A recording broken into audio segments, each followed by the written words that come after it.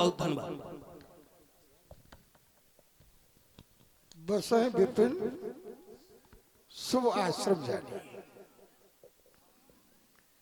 यद्यपि कुछ समय पहले ये संसार के लोग हमें विश्वरथ के नाम से जानते थे, लेकिन जब हमने ये देखा कि संसार में अगर कोई बल है तो तपबल है। तपबल से बड़ा न राजबल है, न धनबल है, न सैन्य बल है, न बाहुबल है। संसार में अगर कोई बल है तो तपबल है। भगवान शंकर भी यही कहते हैं, तप आधार सब सृष्टि भवानी। हे भवानी, ये सृष्टि का आधार तप है। ज्ञानी पुरुषों ने ऐसा बताया भी है, तपबल रचई प्रपंच विधाता। भगवान ब्रह्मा तपस्या के बल से ये सृष्टि की रचना करते हैं। तपबल विष्णु सकल जगत्राता। तपस्या के बल से भगवान विष्णु संपूर्ण सृष्टि का पालन करते हैं। तपबल शेष धरई मही भारा। तपस्या के बल से भगवान शेषनाग संपूर्ण ब्रह्मांड को अपने शीश पर धारण करते हैं। तपबल शंभु करई संहारा। तपस्या के बल से भगवान शंकर संहारक देवता है। ऐसा सोचकर समझकर मैंने उस राज्य का त्याग कर दिया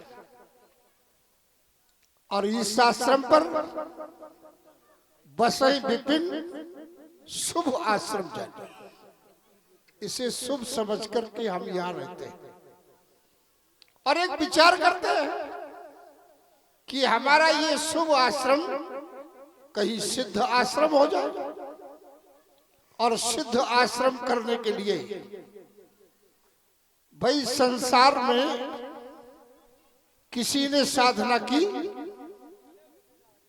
और उस साधना में उसे सिद्धि नहीं मिली तो इसमें सिद्धि का दोष नहीं है, उसकी साधना में कमी है।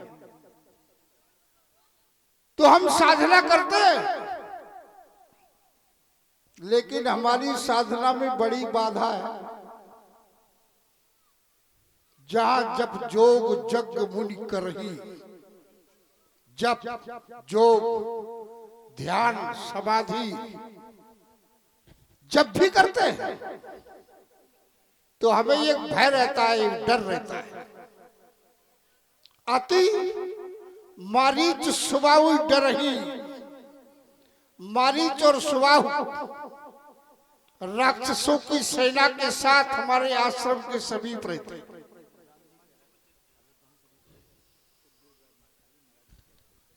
तो हमारी साधना में विघ्न करते हैं। हम सिद्धि तक नहीं पहुंच पा रहे हैं। हमारा यज्ञ संपूर्ण नहीं हो रहा है, विध्वंस किया जाता है। लेकिन इस समय ये देख रहे हैं कि चारों ओर से शांति आई, कोई राक्षस दिखाई नहीं दे रहा। चलो यज्ञ शुभारंभ करते हैं, कहीं समापन हो जाए, पूर्णाहुति हो जाए, यज्ञ पूर्ण हो जाए तो हमें निश्चय सिद्धि मिलेगी और सिद्धि मिलेगी तो हमारा ये सिद्ध आश्रम हो जाएगा। प्यारे शिष्य,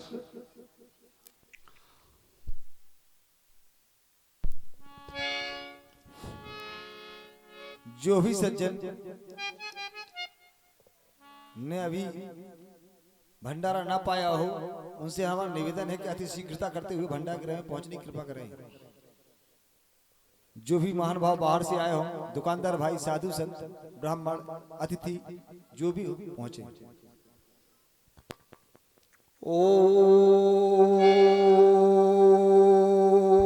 ओम श्री गणेशाय नमः।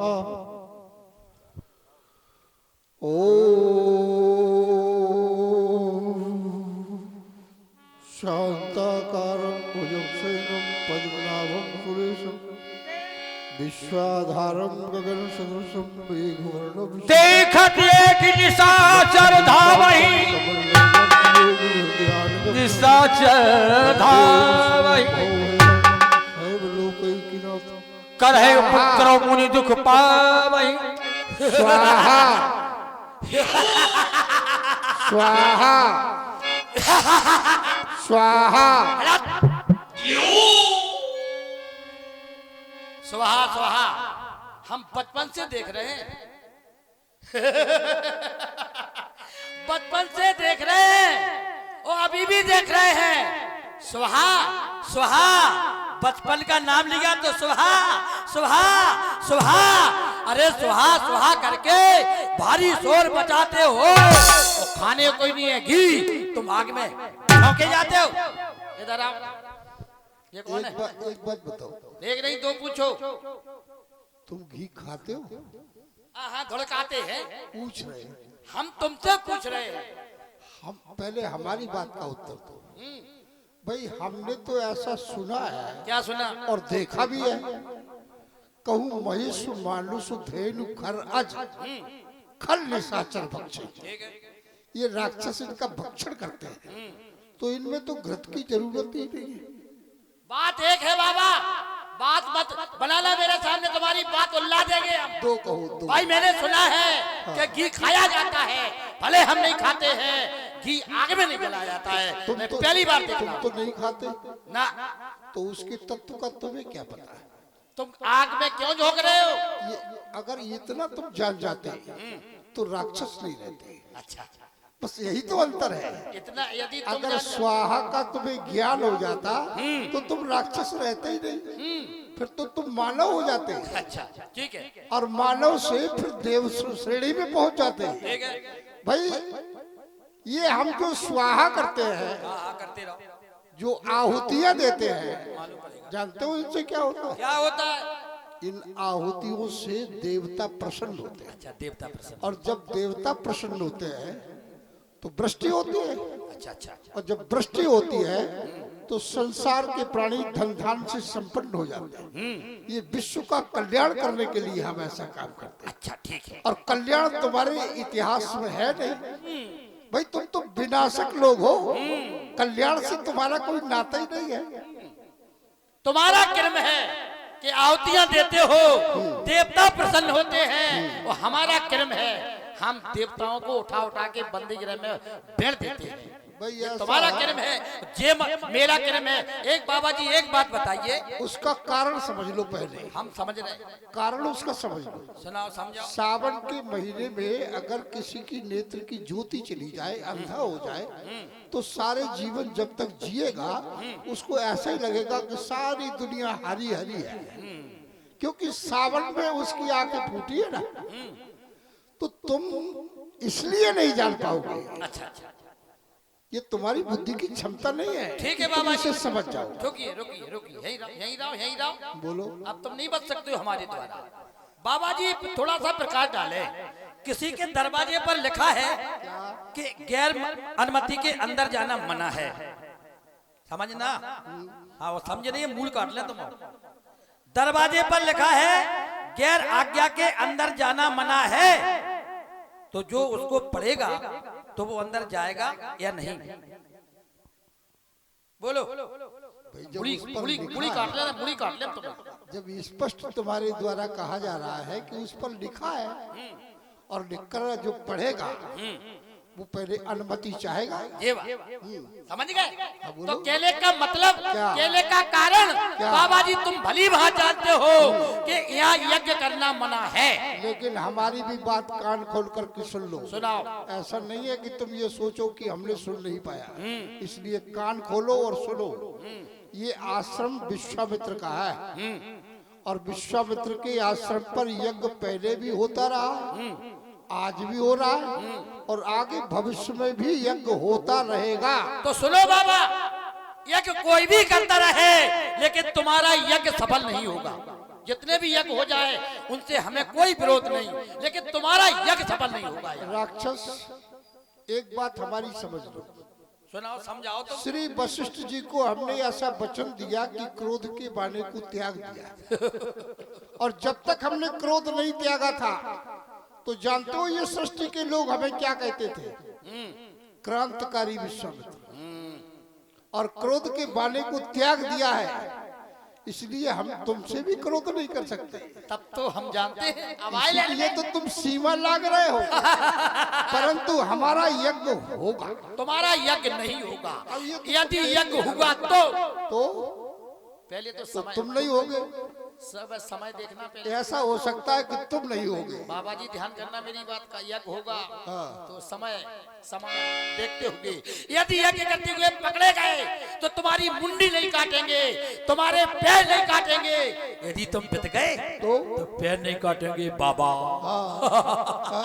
तुम्हारी मुंडी नहीं काटेंगे बाबा, लेकिन टुंडी नहीं छोड़ेंगे। इसको भी ले जाओ। कौन है ये तुम्हारा? ये सस्ते अब आगे आने वाले गाधी तले मनु चिंता व्यापी। और चिंता केवल एक बात की है कि संसार के लोग हमें विश्वामित्र के नाम से जानते हैं। विश्वामित्र नाम का ये अर्थ है कि हम सारे विश्व के मित्र हैं, और जब हम सारे विश्व के मित्र हैं तो ये राक्षस क्या विश्व से अलग है? हम तो इनके भी मित्र हैं। केवल यही चिंता है। ये कुमार्ग पर जो जा रहे हैं, दिन रात पाप कर रहे हैं, विनाश का मार्ग है, तो इनका विनाश निश्चित है। लेकिन अगर ये संसार में किसी योद्धा के द्वारा मारे गए तो केवल मारे जाएंगे। हरि भी मरहि निश्चर पापी। और अगर हरि के हाथ से मारे गए तो ये मारे नहीं जाएंगे, तारे जाएंगे। और जब ये तारे जाएंगे तो हमारा विश्वामित्र नाम सार्थक हो जाएगा। ये मरे लेकिन हरि के हाथ से मरे, परंतु हरि कहाँ है? तब मुनि बल मनो की विचार करके ये देखता हूं कि वेदों ने हमें एक युक्ति बताई। जब जब होई धर्म की हानि, बाढ़ई असुर अधम अभिमानी, तब तब प्रभु धर्म विविध शरीरा, हरई कृपा निधि सज्जन पीरा। वो कृपा निधि सज्जनों की पीड़ा हरते हैं। और हम ये देख रहे हैं कि चारों ओर बाढ़े, खलबहू, चोर, जुआरा, ऐसे लोगों की बाढ़ आ गई है, फिर भी हरि दिखाई नहीं दे रहे। नहीं, हरि तो आ गए। प्रभु अवतरे हरणमय भारा, भूमि का भार मिटाने के लिए प्रभु का अवतार हो गया है। कहाँ? अयोध्या में। और जब अवतार हो गया है तो ये ही मिस देखो पतजाई, कर विनती आनो दो भाई। हम अपने इस कार्य को ही लक्ष्य बनाकर अयोध्या की ओर प्रस्थान करते हैं। चक्रवर्ती सम्राट से निवेदन करके दोनों भाइयों को ले आऊंगा, इनका उद्धार होगा और हमारा यज्ञ संपन्न होगा। प्यारे शिष्य, हम अयोध्या को जा रहे हैं और जब तक हम लौट कर ना आ जाएं, ये राक्षस कितना भी विप्लव क्यों न मचाए, तुम आश्रम की सुरक्षा करना। जाओ। और ये 51 रुपए का पुरस्कार हमारे भैया श्री अमरेश अहरवाल जी की ओर से